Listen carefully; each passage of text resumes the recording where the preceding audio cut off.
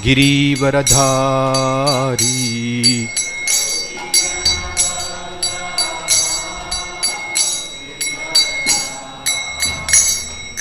Gopijana Vallabha Girivaradhari.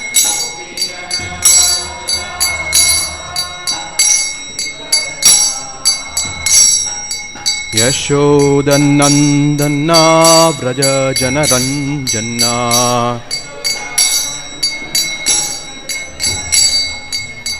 Yashodanandana Vraja Janaranjana.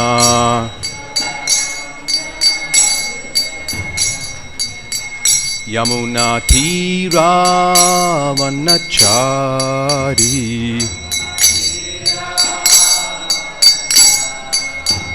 Yamuna Tira Vanachari.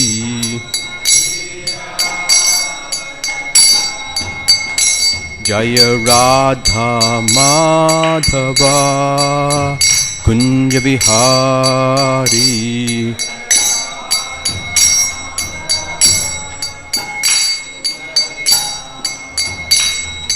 Gopijana Vallabha Girivaradhari.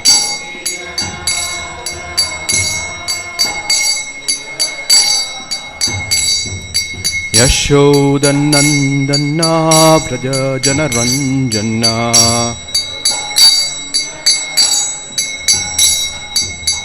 Yamuna Tira Vanachari.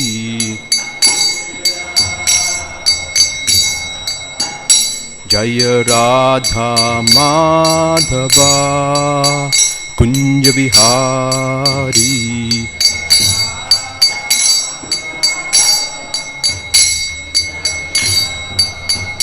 Jaya Radha Madhava Kunja Vihari.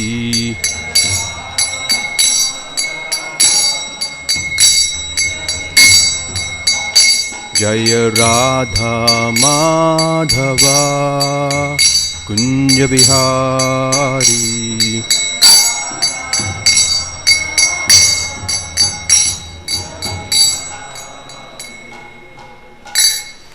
Jayom Vishnupad Paramahamsa Parivrajakaacharya Ashtotara Satasya Srimad. His Divine Grace A.C. Bhaktivedanta Swami Srila Prabhupada Ki Jai. ISKCON BBT Samstapakacharya His Divine Grace A.C. Bhaktivedanta Swami Srila Prabhupada Ki Jai. Srimad Bhagavatam Ki Jai.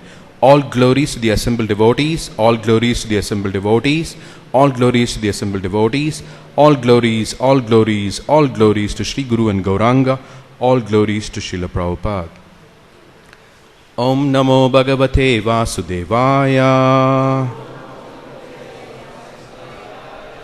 Om Namo Bhagavate Vasudevaya. Om Namo Bhagavate Vasudevaya. Narayanam Namaskritya Naranchaiva Narottamam Devim Saraswatim Vyasam Tato Jayamudiraye Nashtaprayeshu Abhadreshu Nityam Bhagavata Sevaya Bhagavati Uttama Shloke Bhaktir Bhavati Naishtiki. So this morning we are reading from Srimad Bhagavatam, Canto 8, Chapter 20, in the matter of Bali Maharaj surrenders the universe. Text 23. Rasam Achashtangritale Atha Padayor Mahim Mahidran Purushasya Jangayo Patatrino Januni Vishwamurter Urvor Ganam Marutam Indrasenaha Rasam Achashtangritale Atapadayor Mahim Mahidran Purushasya Jangayo Patatrino Januni Vishwamurter Urvorganam Marutam Indrasenaha Rasam Achashtangritale Atapadayor Mahim Mahidran Purushasya Jangayo Patatrino Januni Vishwamurter Urvorganam Marutam Indrasenaha Rasam Achashtangritale Atapadayor Mahim Mahidran Purushasya Jangayo Patatrino Januni Vishwamurter Urvorganam Marutam Indrasenaha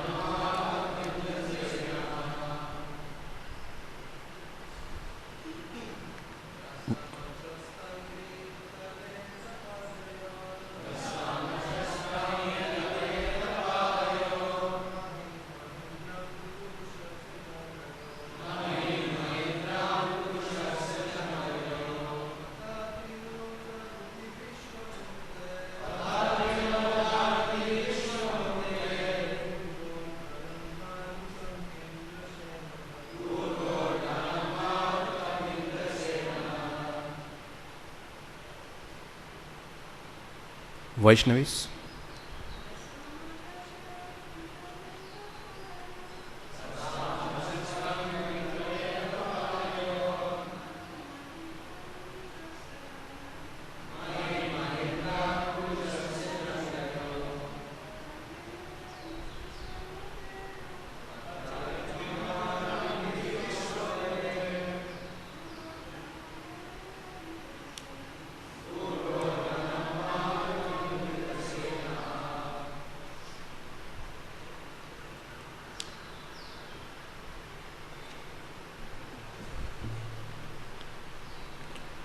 Rasam, the lower planetary system.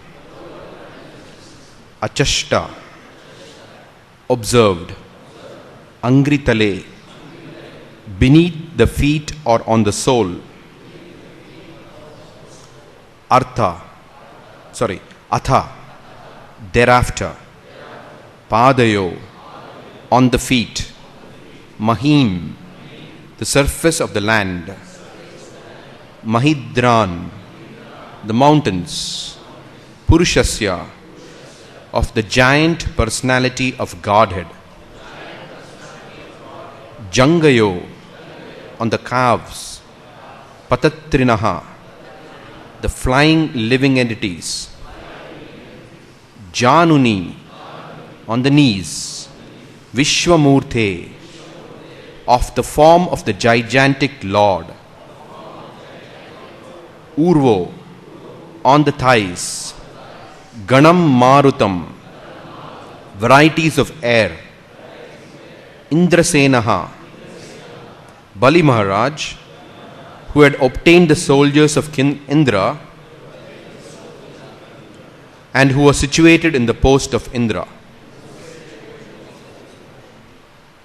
Translation and purport by His Divine Grace A.C. Bhaktivedanta Swami Srila Prabhupada. Jai Srila Prabhupada. Thereafter, Bali Maharaj, who was occupying the seat of King Indra, could see the lower planetary systems such as Rasatala on the soles of the feet of the Lord's universal form. He saw on the Lord's feet the surface of the globe, on the surface of his calves all the mountains, on his knees the various birds, and on his thighs the varieties of air. Purport. The universal situation is described herein in regard to the complete constitution of the Lord's gigantic universal form. The study of this universal form begins from the soul.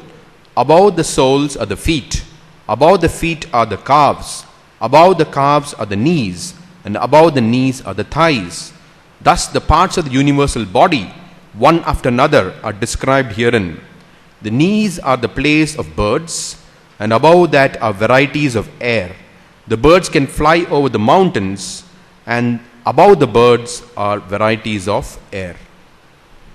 Thus ends the Bhaktivedanta purport to chapter 20 in the matter of Bali Maharaj surrenders the universe, canto 8, text 23.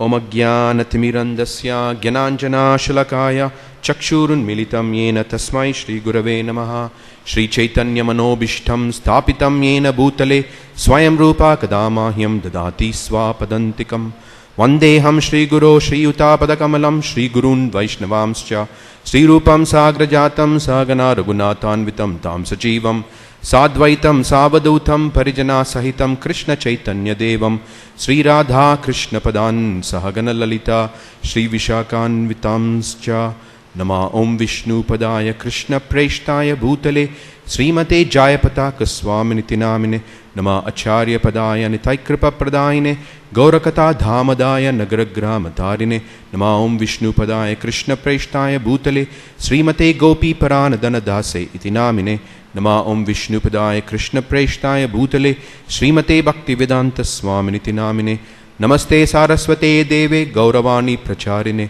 Nirvishesha Shunyavadi Paschatya Deshatarine Vanchakalpatarubhyascha Kripa Sindubhya Evacha Patitanam Pavanebhyo Vaishnavebhyo Namo Namaha Jai Sri Krishna Chaitanya Prabhu Nityananda Shri Advaita Gadadhara Srivasadi Gaura Bhakta Vrinda Hare Krishna Krishna Krishna Hare Hare Hare Rama Rama Rama Hare Hare Mukam karoti vachalam pangum langayate girim Yatkripatamaham bande Shri Gurunitarinam Yatkripatamaham bande Paramanandamadhavam Shri Chaitanya Ishwaram Katanchana smrite yasmin dushkaram sukaram bhavet Vismrite vipritam syat Shri Chaitanyam namamitam.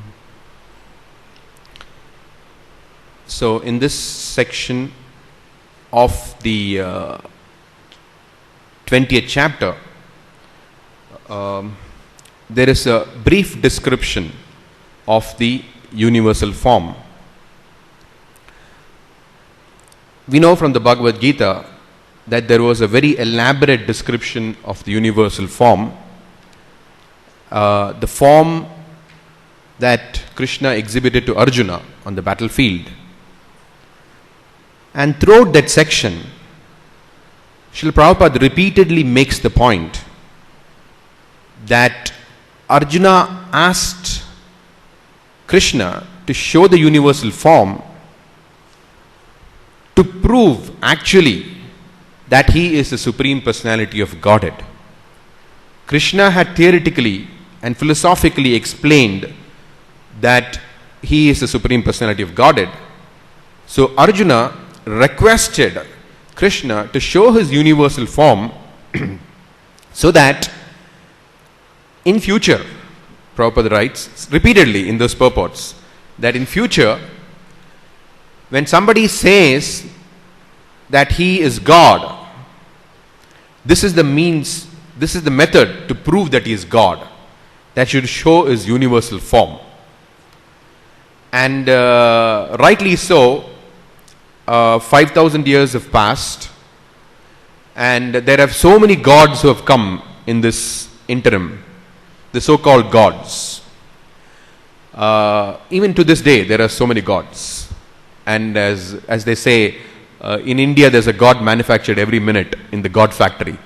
So, not just to Arjuna, but even before that, Krishna, when he was a small child, he exhibited the universal form to Mother Yashoda. When he ate some dirt and his friends complained, and Mother Yashoda wanted to check whether he actually ate dirt. So then when Krishna opened his mouth, he showed the universal form there. It's a different universal form, but still the universal form. And there she could even see herself feeding Krishna within the mouth of Krishna. Now, this is what happens when Krishna opens his mouth. I remember when I initially started going to an ISKCON temple, one devotee very nicely phrased this. He said, when Krishna opens his mouth, you see the universal form. But what happens when a so-called avatar opens his mouth? What do you see? He said. I was thinking, what do you see? Then he said, bacteria. So that is the difference between God and an ordinary living entity. Now, what exactly is this universal form? Is it material? Is it spiritual? Is it permanent? Is it temporary? What is it actually? So, Prabhupada explains that, in fact, all the acharyas have explained the same thing, that the Vishwarupa form, the universal form of the Lord, is transcendental, but it is not a form situated in the spiritual world. So it is manifest during the manifestation of this universe, and unmanifest when the universe is not when the universe is not manifest. So, but it is a transcendental form, and Prabhupada explains this in the third canto in a very simple manner. He compares the Virat form of the Lord to the deity form of the Lord.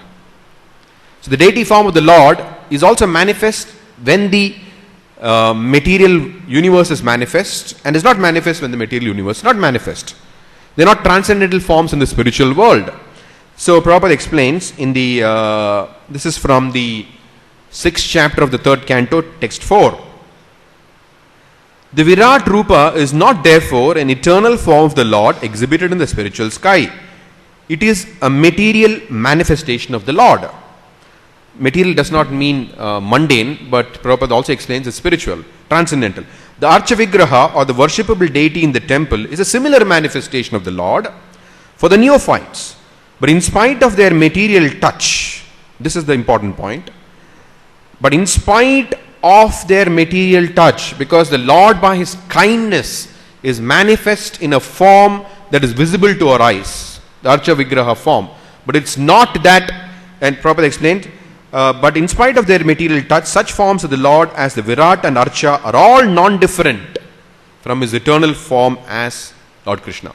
So the deity form of the Lord or the Virat form is not as good as Krishna, but it is non-different from Krishna. But manifest, but in spite of their material touch, which means they manifest in a manner that's visible to our eyes. That's all. But they are transcendental. Just that they are not eternal form of the Lord exhibited in the spiritual sky. Now, it's interesting that in the Bhagavad Gita, Krishna tells Arjuna, I'll give you divine eyes to see this form. So Vishwanath Chakravarti Thakur asks this question, that I mean, it's asking means he's not asking the question, but it's like some questioner asking. That's the format in which traditional commentaries are written. There's a question, there's an answer. So there's a question that Arjuna was an eternal associate of the Lord, related to the Lord in friendship. So then he is already in a relationship with the Lord, such an intimate association of the Lord. So if he does not have divine eyes, then who would have it? So why does he need divine eyes? So Vishwanath Chakravarti Thakur explains that suppose you have tasted the juice of white lotus. I haven't tasted it. I don't know how many of you here have tasted it. But suppose you drink the juice of white lotus, then the taste of sugar candy is not relishable. So Arjuna, because of being in that relationship with the Supreme Lord, it's like tasting the juice of the white lotus. Therefore, he cannot relish the universal form of the Lord. Therefore, although he had a divine spiritual vision, still Krishna provided him with another kind of divine spiritual vision through which he could see the Lord. And it's interesting that Vishwanath Chakravarti Thakur says that when Krishna revealed his universal form to Arjuna, there are two forms that he revealed. First, he revealed the Sachidananda form as Mahavishnu, Sahasra Sirisha Purusha, Sahasraksha Sahasrapat, which means 1,000 heads, 1,000 eyes, 1,000 legs. This form is the Sachidananda form of the Lord. So first he showed that form. Why? Because by seeing that form, Arjuna became astonished with wonder. And Prabhupada explains that wonder, that sense of wonder, is also one of the 12 relationships with Krishna. That sense of wonder overwhelmed his sense of friendship to the Lord. And then Vishwanath Chakravarti Thakur explains, from text 20 onwards, Krishna reveals his universal form as the Kala Purusha, as the form of time. So these are interesting details that we get from the work of the liberated acharyas. So what actually is happening on the battlefield of Kurukshetra is very nicely explained by Prabhupada and the previous acharyas. So this is the essential understanding of the universal form. Of course, Krishna also showed the universal form to Duryodhana and before the battlefield of Kurukshetra. So like that, there are a few times that he showed the universal form, but it's explained that the universal form showed to Arjuna, that nobody has ever seen before. Because sitting in one place in the chariot, he could see everything, the entire thing. So on the topic of the universal form, I was wondering how much could I speak on this topic of the universal form. Then I was looking at the Vaishnava calendar.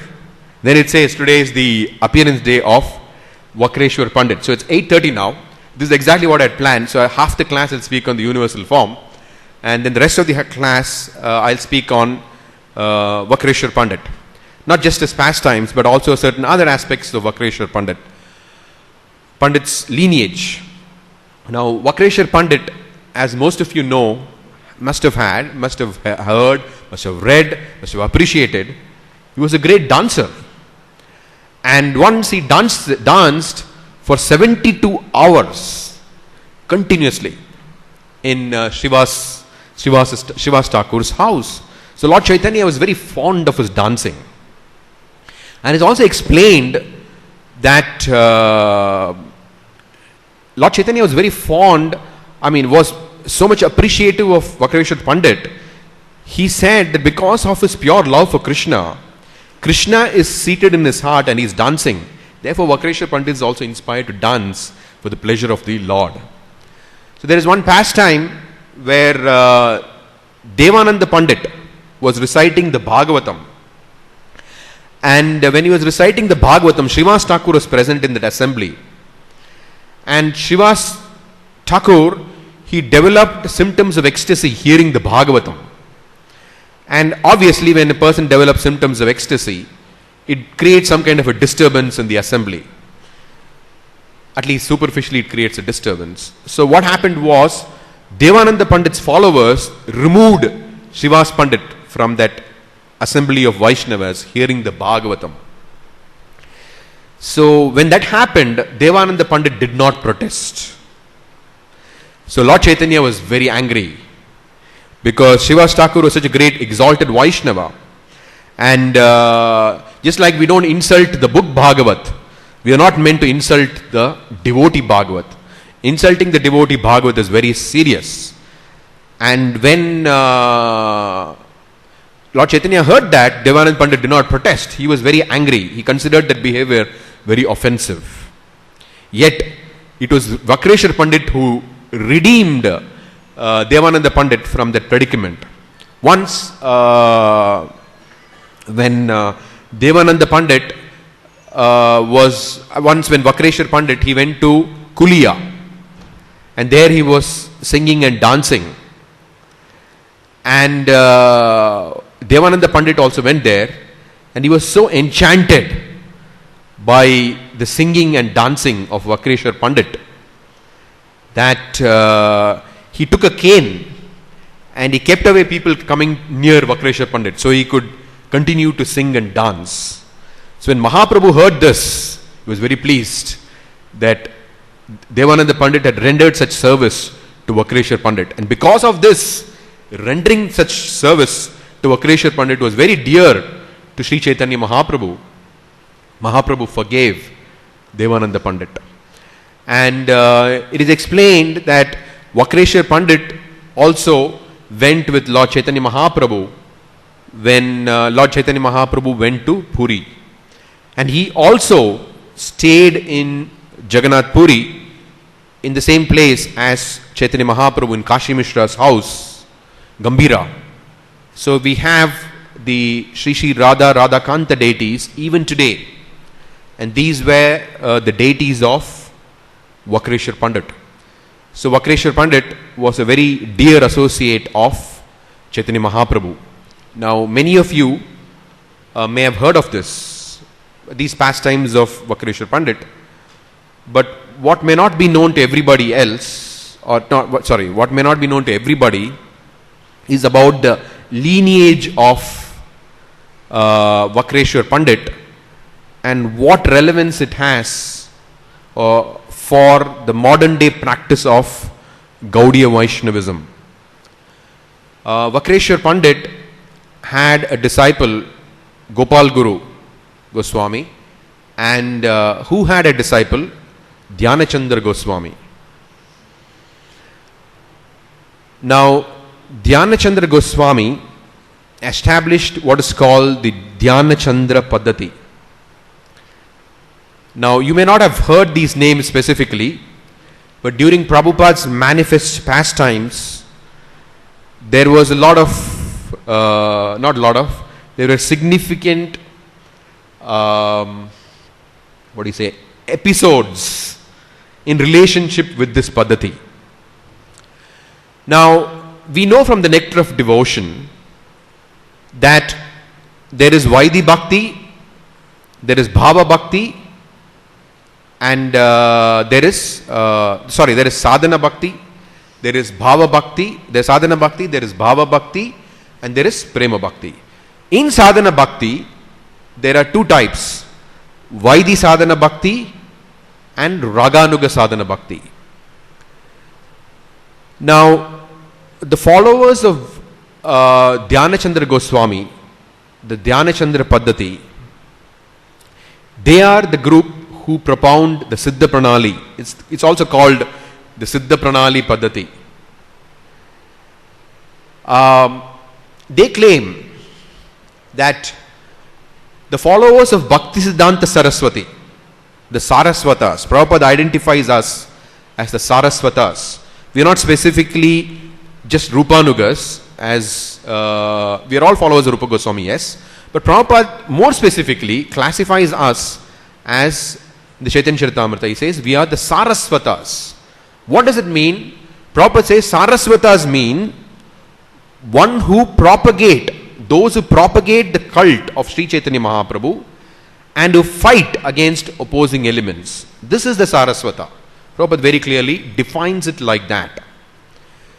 Now, the followers of the Dhyana Chandra Paddhati, they claim that Bhaktisiddhanta Saraswati Thakur and Prabhupada, our Prabhupada, they gave us a lower form. It's like the school. If you go to school, okay, that's one level, it's bona fide. But the higher level, the university level, is Raganuga Sadhana Bhakti as practiced. Not just Raganuga Sadhana Bhakti, Raganuga Sadhana Bhakti as practiced in the Dhyana Chandra Paddhati. And even during Prabhupada's presence, Prabhupada restricted devotees from going to Radhakund. In Vrindavan, Prabhupada is very firm about this, because these ideas are coming, these practitioners are mainly based in Radhakund, and it is from there that these ideas come. So Prabhupada is very conscious of that.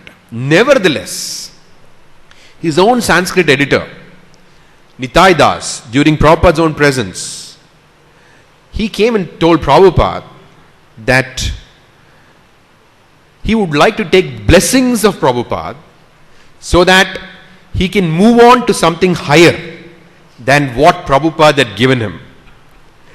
And Prabhupada was very upset.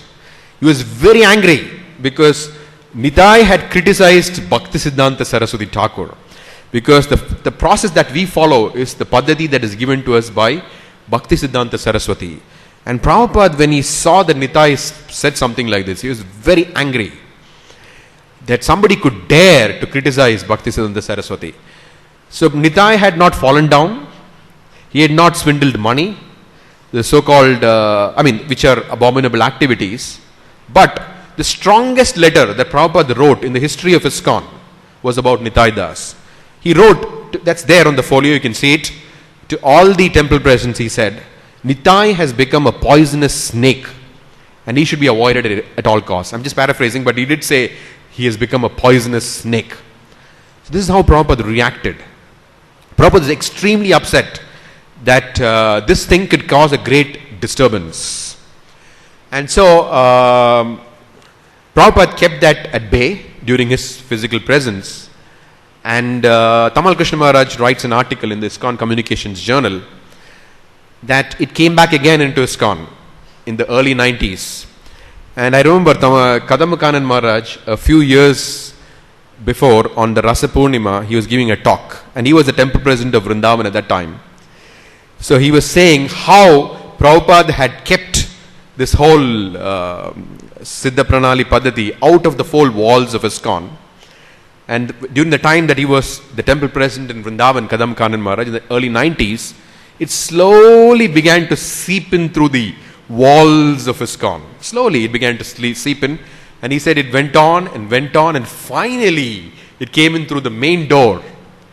So then first time Prabhupada cracked down on that. Second time it's the GBC who cracked down on it and eliminated it from ISKCON. Because there are some very dangerous, deviant, the Paddhati itself is bona fide, but the very dangerous very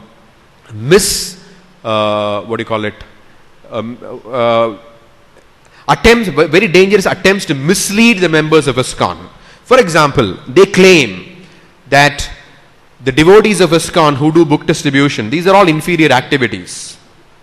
Higher activity is Raga Anuga Sadhana Bhakti. It is not all this book distribution, it's all Karma Kanda. They don't say Karma Kanda, it's inferior, They say it's inferior and all these things. So the whole process given to us by Bhaktisiddhanta Saraswati Thakur and Prabhupada is completely minimized by saying that you people are kids.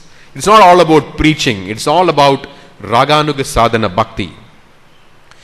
Now, interestingly, if we actually analyze the process given to us by Bhaktisiddhanta Saraswati Thakur and Prabhupada, we are not missing anything.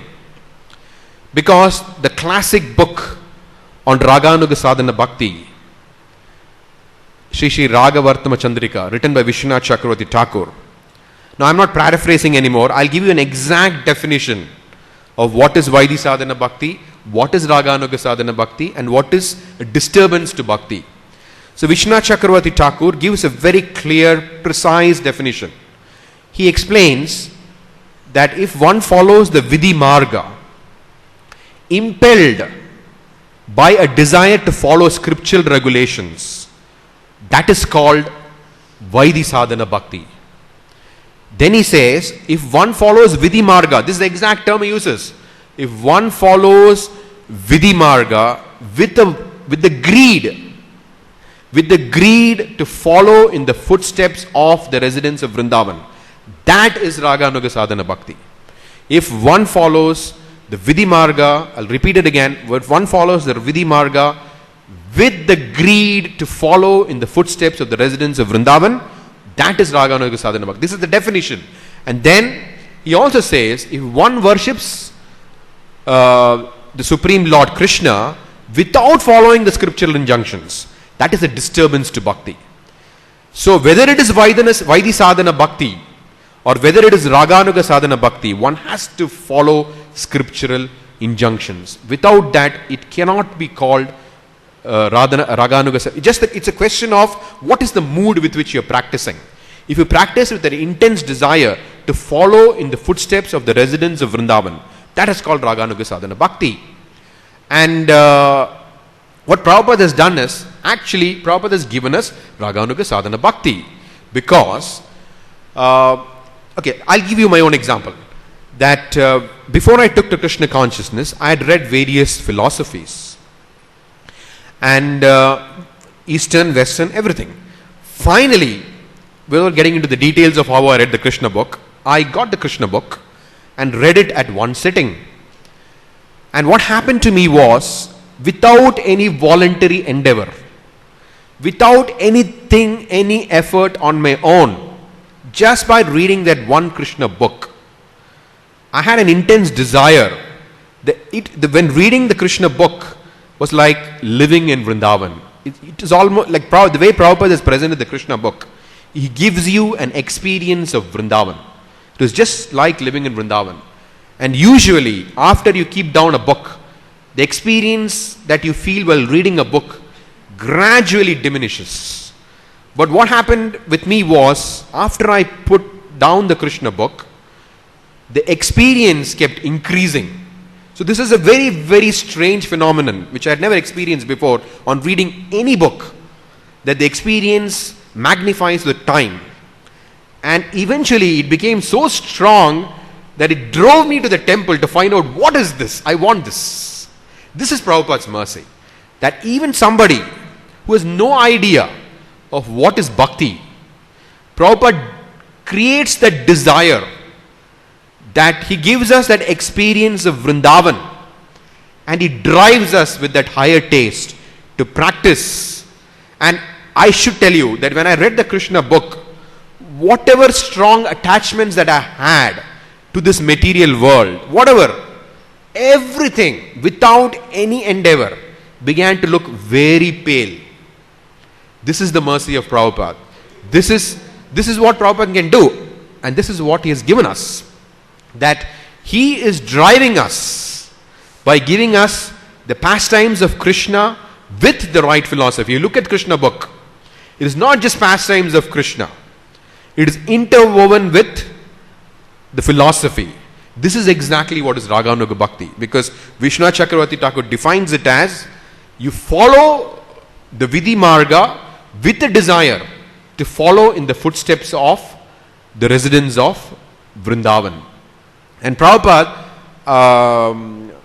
Jivanath Prabhu played this lecture of Rameshwar Prabhu during the book distribution marathon. I don't know how many of you were there. It's a very powerful lecture where once Rameshwar Prabhu, he was giving a class and he explained how Nikunja Yuno Ratikeli Siddhai, what does it mean? What is the external manifestation in the material world? It's book distribution. And he gave that explanation to the devotees. And some devotees were not very sure whether this is a speculation or whether this is true. So when they presented that to Prabhupada was very happy. He said he has understood correctly. He has understood correctly. And now, this also has its origins. Like we have now the Rath Yatra pastimes coming up. And during the Rath Yatra pastime, we know how Lord Chaitanya Mahaprabhu, because Maharaj Pratap Rudra was not a materially impoverished person, because he was a king, he wanted to set an example by not associating with kings. So when Maharaj Pratap Rudra began to sweep the road in front of the chariot of Lord Jagannath, Lord Chaitanya Mahaprabhu made a note of it. So when Mahaprabhu was resting in Balagandi, when the Rath stopped, the associates of Sri Chaitanya Mahaprabhu requested Maharaj Pratap, please massage his lotus feet. And Mahaprabhu was relishing the Gopi Geet which Maharaj Pratap Rudra was singing. But when he came to that verse, Tavakatamritam tapta jivanam kavibirishitam kalmashapaham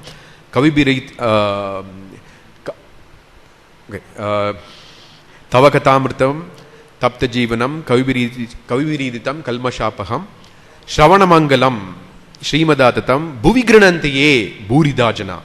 When Lord Chaitanya Mahaprabhu heard that, he suddenly woke up and he began to loudly say, Bhurida, you are the most merciful, you are the most merciful. And he personally embraced Maharaj Prataparudra. The same Lord Chaitanya Mahaprabhu, who was not even willing to meet Maharaj Prataparudra, on hearing this verse, and he said, you have given me so much happiness by reciting this verse. You are actually most munificent, he says. So even the gopis, this whole thing of Raganuga Sadhana Bhakti is talking about how we should constantly think of the gopis. But here this is the Gopi Geet. And what are the gopis thinking about? We are talking about thinking of the gopis. But what are the gopis thinking about?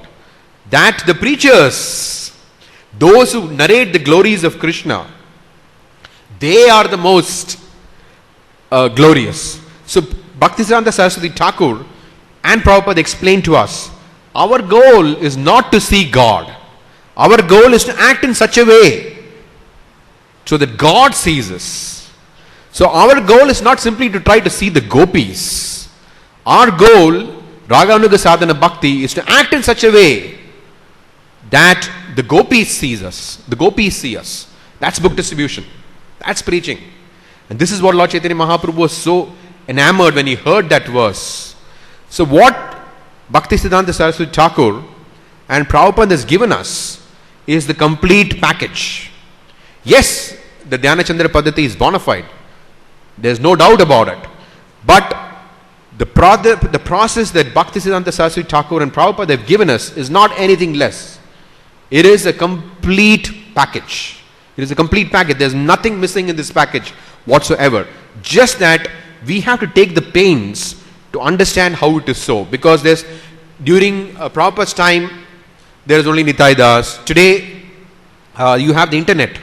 Even 90s, you didn't have the internet. Early 90s, during when that happened in ISKCON and it was clamped down upon by the GBC. But today you have the internet, you have social media. And Nitai Das is still very much active. And you have a lot of propaganda trying to show how Prabhupada and Bhaktisiddhanta Saraswati Thakur is just some inferior thing. It's okay, but it's inferior. You need to come to us to get the real thing. And people have got misled and continue to get misled by this. So we have to scrutinizingly study Srila Prabhupada's books and understand how the process that he has given us is nothing less. For example, let me give an example. That in the Gaudiya Vaishnava line, the Tulsi prayers that we sing every day morning, there are two prayers. One given by Chandrasekhar Kavi and one given by Dina Krishnadas. But the prayer that Prabhupada gave us is the one by Dina Krishnadas, in which Tulsi Maharani is a Gopika.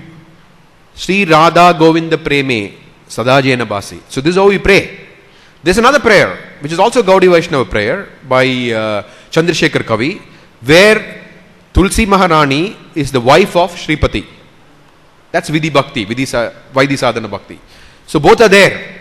But Prabhupada gave us the prayers which we offer to Tulsi Maharani as a Gopi in Vraj. Similarly, even the Hare Krishna Mahamantra, Bhaktisiddhanta Saraswati Thakur explained there are two explanations for this. Hari, Krishna and Rama. Then you have Hara and Krishna. So Prabhupada gave us the definition of Hara and Krishna. That is the Madhurya Marg. But the Hari, Krishna and Rama is the Aishwarya Marg. Bhaktisiddhanta Saraswati Thakur explained this to us. So we should not at any point think that using our mind we can understand what is what. Dharmasya tattvam nihitam guhayam. So mahajanayena gatasya pantaha. The truth of religious principles cannot be understood by our analysis, by studying this book, by studying that book, but it's hidden in the heart of a pure devotee. So we are the Saraswatas. So we should remember, Prabhupada did not say we are the Rupanugas, because if we are the Rupanugas, we can also follow the Dhyana Chandra Paddhati. But we are the Saraswatas. Saraswata Rupanugas. That's why we sing in the morning, right? Every day Pranam Mantra. It is not actually Saraswati Devi, it is Saraswati. Saraswati is Bhaktisiddhanta Saraswati's name. A follower of Bhaktisiddhanta Saraswati is called Saraswata. So Prabhupada specifically writes in the Chaitanya Charitamrita that we are Saraswatas. So this is our lineage.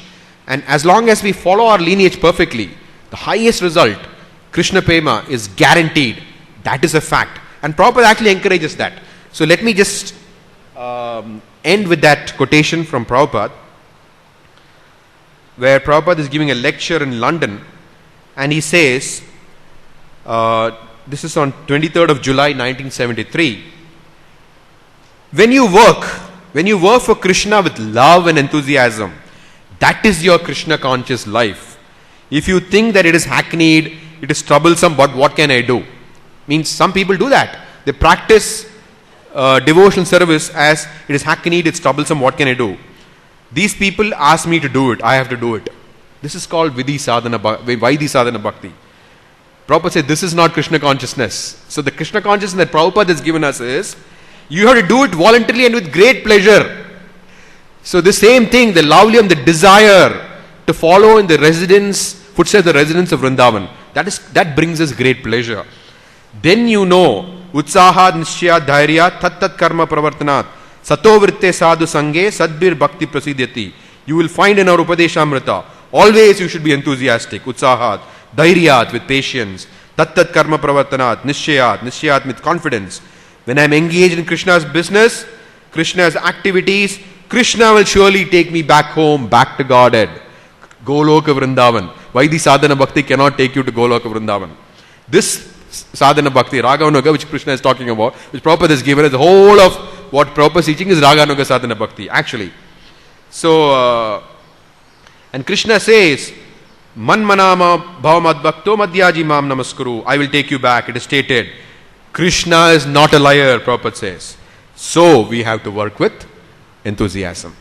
So, there's nothing missing in our process.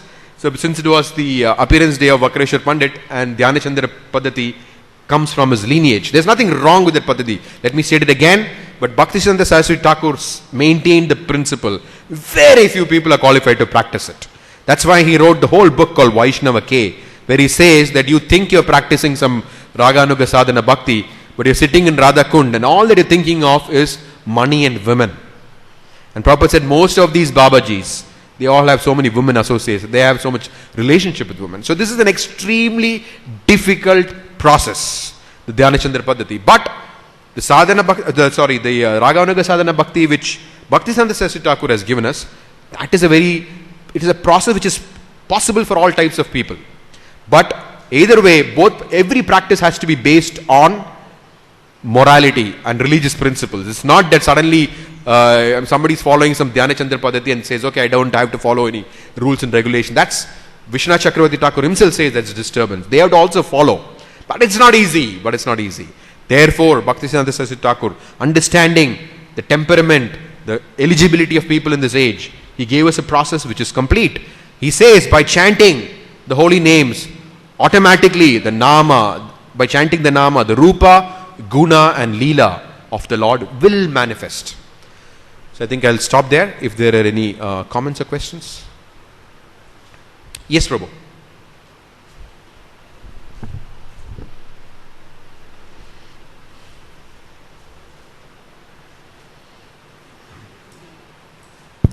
Thank you, Prabhu, for your nice class. Maybe I missed it, but I was wondering if you could just explain what exactly this Dhyana Chandra Padati addresses and which aspects of it is bona fide. You might have alluded to it, but I think I missed it. Maybe you can, because you kept repeating that it's bona fide, but just for my education. I haven't studied the details of it because Bhaktisiddhanta Saraswati Thakur and Prabhupada did not want us to get into it. But it is a bona fide because it is given by Dhyana Chandra Goswami. It's called the Dhyana Chandra Padati. So it is a bona fide tradition, but what are the elements of it? I haven't studied it. I haven't dared to do it simply because Prabhupada was so heavy about it. And in fact, I remember Prabhupada sometimes uses very, very strong expressions. So when Prabhupada used his expression, poisonous snake, the first thing that came to my mind was in the introduction into the Bhagavatam. So he says that anybody who does not believe in the personal form of the Lord is a faithless demon and not to be seen persona non grata, fit to be punished by the Plutonic king. So I was thinking that if I try to venture to figure out what this is, even if I try to figure out what it is, I don't want to risk becoming a persona non grata, fit to be punished by the Plutonic king. At the same time, if somebody comes to explain to me and says this, but I could still say that's a different thing. But I've not voluntarily endeavored to figure that out.